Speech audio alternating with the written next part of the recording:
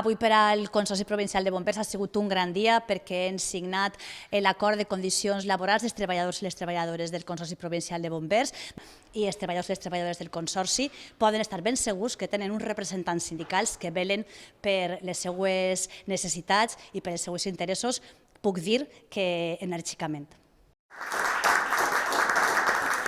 I els treballadors i les treballadores del Consorci poden estar ben segurs que tenen uns representants sindicals que velen per les seues necessitats i per els seus interessos,